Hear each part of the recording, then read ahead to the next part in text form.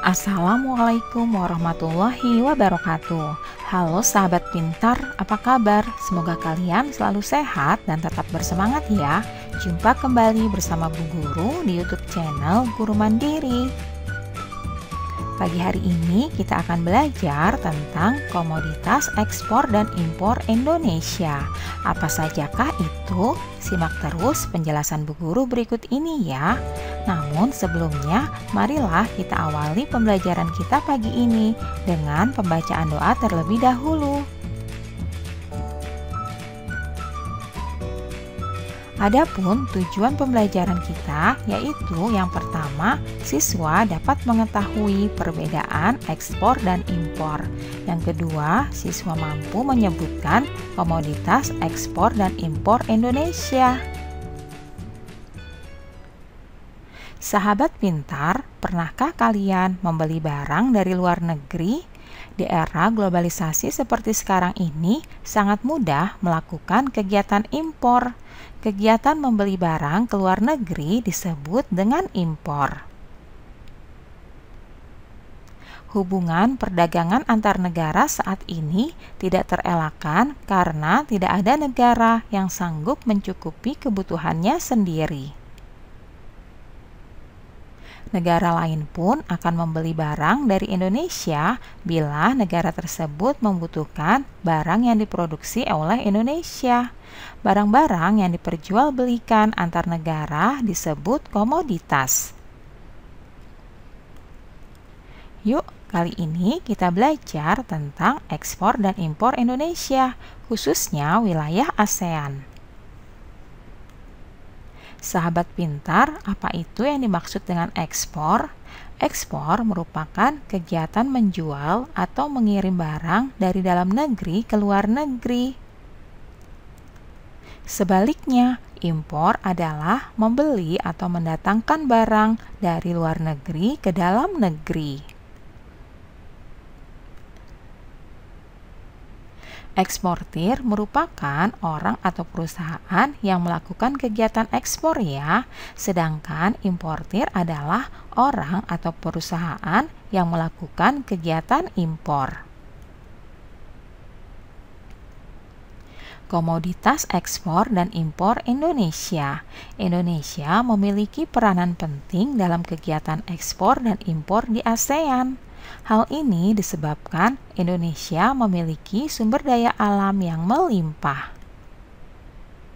Di antaranya yaitu sumber daya alam berupa tambang batu bara dan minyak bumi.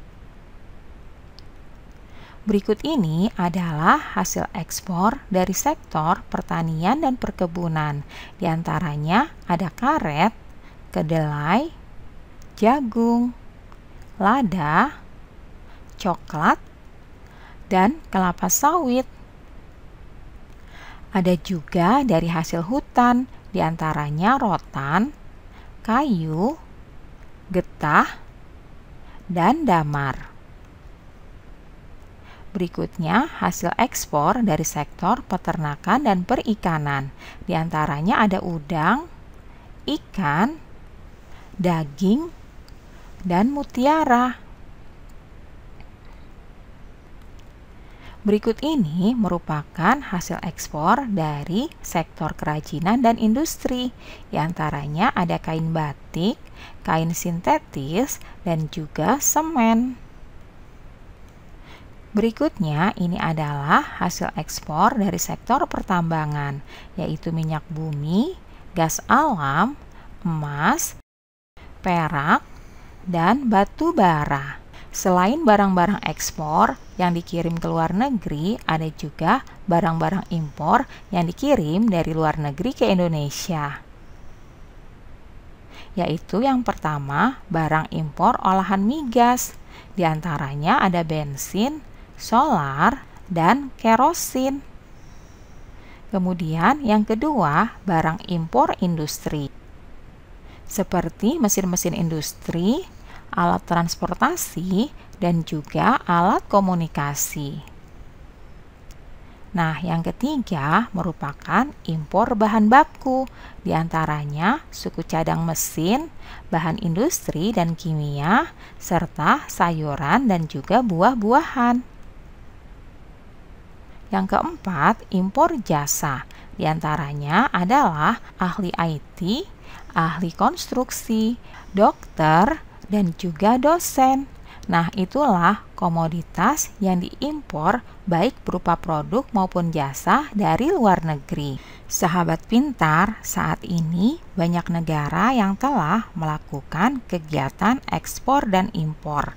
Karena kegiatan ini tentunya memberikan keuntungan bagi kedua belah pihak yang terlibat. Beberapa keuntungan diantaranya adalah dapat mengembangkan pasar produk, dapat meningkatkan keuntungan, memperluas jangkauan pasar, meningkatkan skala produksi, menghindari persaingan lokal, menjalin kerjasama antar negara, mengatasi kekurangan suatu negara, dan menghindari monopoli produk. Ekspor dan impor tentu saja akan memberikan dampak yang positif untuk kedua negara yang terlibat di dalamnya. Tujuan ekspor dan impor tidak lain tentu untuk menguntungkan dan bisa saling menutupi kekurangan yang terjadi di suatu negara. Kegiatan ekspor juga berdampak positif pada pertumbuhan ekonomi suatu negara.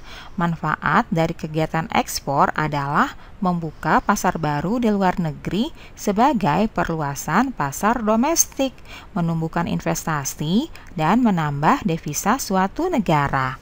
Oleh karena itu, sebaiknya Indonesia banyak melakukan ekspor ya. Demikianlah pembelajaran kita pagi hari ini ya. Semoga bermanfaat untuk kita semuanya. Sampai jumpa lagi pada video pembelajaran selanjutnya. Salam sehat dan tetap semangat. Wassalamualaikum warahmatullahi wabarakatuh.